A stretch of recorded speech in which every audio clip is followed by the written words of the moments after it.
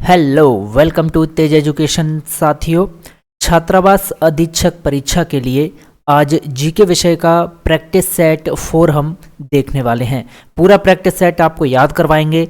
Exam से पहले आपको सारे प्रश्न अच्छे से याद कर लेने हैं। तो आइए शुरुआत करते हैं। बिल्कुल सिलेक्शन वाली तैयारी, सिलेक्टेड प्रश्न आपको हम करवा रहे हैं। साथियों, खास जानकारी आपको बता दूं प्रश्न शुरू करने से पहले कि अगर आप नए हैं हमारे चैनल पर तो व्हाट्सएप ग्रुप जरूर ज्वाइन कर लें। इस व्हाट्सएप नंबर पर हॉस्टल वार्डन लिखकर भेजें और हमारे तेज एजुकेशन ऐप पर आपको हमारे सारे ब्रह्मास्त्र पीडीएफ हमने जो तैयार किए हैं छात्रावास अधीक्षक परीक्षा के लिए वो आपको मिल जाएंगे, जिसमें 10,000 प्रश्न जो है आपको दिए जाएंगे और 500 टेस्ट केवल 99 रुपये में ये सारी चीज़ें आपको मिल रही है। ठीक है, तो तेज एजुकेशन ऐप जरूर डाउनलोड करें। देखिए, सबसे पहला प्रश्न है कि भीमबेटका की गुफाओं की खोज कब हुई थी। वेरी वेरी इंपॉर्टेंट है, बहुत अच्छा प्रश्न है। तो आपको याद रख लेना है कि भीमबेटका की गुफाओं की खोज साथियों वर्ष 1957-58 में हुई थी। आगे बढ़ते हैं। प्रश्न है कि धौलावीरा कौन से राज्य में स्थित है। गुजरात में है, झारखंड में है, राजस्थान में या छत्तीसगढ़ में। आप सभी को आंसर जरूर कमेंट करते हुए चलना है। ठीक है, तो प्रश्न क्रमांक 2 का आंसर होगा कि धौलावीरा गुजरात राज्य में स्थित है। अगला प्रश्न है कि पुस्तक तहकीक माँ लिल हिंद किसने लिखी है। मेगास्थनीज ने या इब्न बतूता या फिर अल मसूदी ने या फिर अल वरूनी ने। तो आप याद रखिएगा, तहकीक माँ लिल हिंद पुस्तक जो है लिखी है अल वरूनी ने। नेक्स्ट प्रश्न है, प्रश्न क्रमांक 4 देखिएगा कि दास वंश की स्थापना किसने की थी भाई। कुतुबुद्दीन ऐबक ने या गयासुद्दीन बलबन ने या रजिया सुल्तान ने या नसीरुद्दीन महमूद ने। तो आप याद रखिएगा कि दास वंश की स्थापना जो है कुतुबुद्दीन ऐबक के द्वारा साथियों की गई थी। ठीक है, विकल्प ए सही जवाब है। अगला प्रश्न है कि बंगाल का पहला अंग्रेजी कारखाना 1651 में कौन सी नदी के तट पर स्थापित किया गया था। तो आप याद रखें कि बंगाल का पहला अंग्रेजी कारखाना जो है साथियों 1651 में स्थापित किया गया था। सबसे महत्वपूर्ण तो ये बात। दूसरी बात ये कि ये जो पहला अंग्रेजी कारखाना था बंगाल का, ये हुगली नदी के किनारे जो है स्थापित किया था। आगे बढ़ते हैं। प्रश्न है कि स्वतंत्रता के बाद भारत की संविधान सभा के अध्यक्ष कौन थे। बहुत अच्छा प्रश्न है। तो आप याद रखें कि स्वतंत्रता के बाद, जी हां, स्वतंत्रता के बाद भारत की संविधान सभा के अध्यक्ष जो रहे वो हैं आपके डॉक्टर राजेंद्र प्रसाद। ठीक, विकल्प डी सही जवाब है।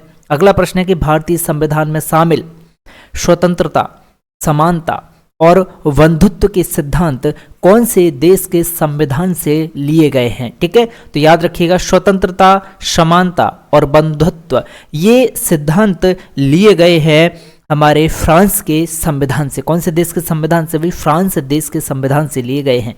प्रश्न है कि महाराष्ट्र और गुजरात राज्यों का गठन कब हुआ था। तो आप याद रखें कि महाराष्ट्र और गुजरात राज्यों का गठन वर्ष 1960 में हुआ और एमपी का गठन कब हुआ? 1956 में हुआ। ठीक है, और पुनर्गठन भाई एमपी का कब हुआ? वर्ष 2000 में हुआ, छत्तीसगढ़ अलग होकर के। ठीक है, जो नया स्वरूप मध्य प्रदेश को मिला वो। अगला प्रश्न है कि निम्नलिखित में से कौन सा विषय समवर्ती सूची के अंतर्गत आता है। भाई, वन समवर्ती सूची के अंतर्गत आते हैं या पुलिस या व्यापार या फिर रक्षा। तो याद रखिएगा कि समवर्ती सूची के अंतर्गत वनों को रखा गया है। अगला प्रश्न है कि संविधान का कौन सा भाग इसके निर्माताओं की भावनाओं और आदर्शों को भी दर्शाता है। तो संविधान का भाग जो इसके निर्माताओं की भावनाओं को और आदर्शों को दर्शाता है, ये संविधान का कौन सा भाग है भाई? ये प्रस्तावना है संविधान की। ठीक है, संविधान की प्रस्तावना है ये। ओके, अब चलिए आगे बढ़ते अगले प्रश्न के। प्रश्न क्रमांक देखिएगा 11 कि उस निश्चित मार्ग को क्या कहा जाता है जिस पर कोई ग्रह सूर्य के चारों ओर घूमता है। तो ऐसा निश्चित मार्ग जिस पर कोई भी ग्रह सूर्य के चारों ओर घूमता है वह कक्षा कहलाती है। ठीक है, कोई भी ग्रह जिस कक्षा में घूमता है वो सूर्य के चारों तरफ रहती है। ठीक है भाई, आगे बढ़ते हैं। प्रश्न है कि सूर्य या अन्य तारों की ऊर्जा का स्रोत क्या है भाई। सूर्य में अपार ऊर्जा है, अनंत ऊर्जा है, इसी तरह से तारों में भी ऊर्जा है। तो इनकी ऊर्जा का स्रोत क्या है, इनको ऊर्जा मिलती कहां से है। विकल्प ए है कि हीलियम गैस के दहन के कारण, विकल्प बी है या नाभिकीय संलयन के कारण, विकल्प सी है कि नाभिकीय विखंडन के कारण, या विकल्प डी है कि हाइड्रोजन गैस के दहन के कारण। तो आप याद रखें, सूर्य और अन्य तारों की ऊर्जा का जो स्रोत है वो है साथियों नाभिकीय संलयन की क्रिया। ठीक है, इनमें नाभ की संलयन की क्रिया होती है जिससे सूर्य तारों को जो है ऊर्जा मिलती है। अगला प्रश्न है कि भारत देश का दक्षिणतम बिंदु निम्नलिखित में से कौन सा है। बहुत अच्छा प्रश्न है, दक्षिणतम बिंदु आपसे पूछ रहा है तो आप याद रखिएगा कि भारत देश का दक्षिणतम बिंदु इंदिरा पॉइंट है। ठीक है, विकल्प डी इसका सही जवाब।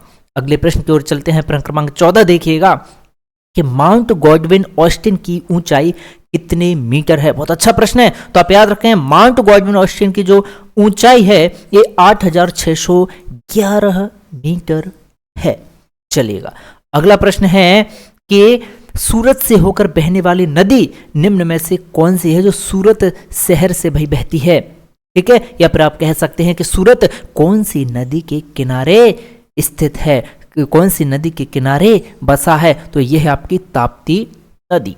प्रश्न क्रमांक 16 आपकी स्क्रीन पर। बहुत अच्छा प्रश्न है कि आधुनिक अर्थशास्त्र का जनक किसे कहा जाता है। विकल्प है कि एडम स्मिथ को, या फिर जॉन मेनार्ड कीन्स को, या मनमोहन सिंह को, या अमर्त्य सेन को। तो आप याद रखिएगा कि आधुनिक अर्थशास्त्र का जनक कहा जाता है एडम स्मिथ को। ठीक, विकल्प ए इसका सही जवाब है। अगला प्रश्न है प्रश्न क्रमांक 17 कि भारतीय अर्थव्यवस्था के संदर्भ में निम्नलिखित में से कौन सा माध्यमिक क्षेत्र के अंतर्गत आता है। भाई स्वास्थ्य माध्यमिक क्षेत्र के अंतर्गत आते हैं, या फिर उद्योग, या फिर बैंकिंग, या फिर कृषि क्षेत्र। तो माध्यमिक क्षेत्र के अंतर्गत आता है उद्योग। ठीक है, विकल्प ए इसका सही जवाब है। अगला प्रश्न है कि निम्नलिखित में से कौन सा विभाग भारत के जीडीपी की गणना भाई करता है।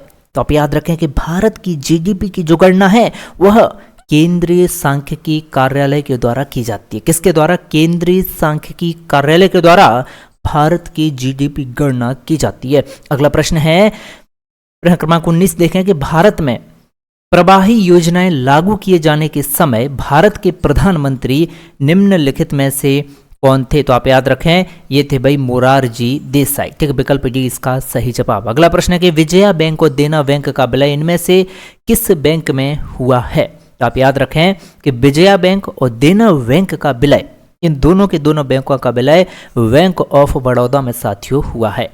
अगला प्रश्न है कि भीमबेटका की गुफाएं कौन से जिले में स्थित हैं। अच्छा प्रश्न, तो आप याद रखें कि भीमबेटका की गुफाएं हैं हमारे रायसेन जिले में। नेक्स्ट प्रश्न है कि मध्य प्रदेश की दूसरी सबसे बड़ी जनजाति कौन सी है। याद रखें मध्य प्रदेश की दूसरी सबसे बड़ी जनजाति गोंड जनजाति है। गोंड की उत्पत्ति कोंड शब्द से होती है, कोंड शब्द से।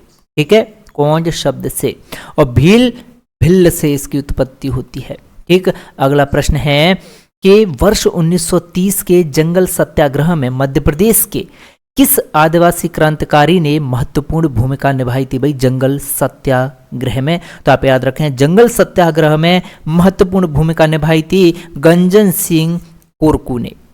प्रश्न क्रमांक 24 कि मध्य प्रदेश सरकार के राष्ट्रीय लता मंगेशकर पुरस्कार 2018 के लिए किस भारतीय संगीतकार को यह पुरस्कार भाई दिया गया है। याद रखें यह कुलदीप सिंह को दिया गया।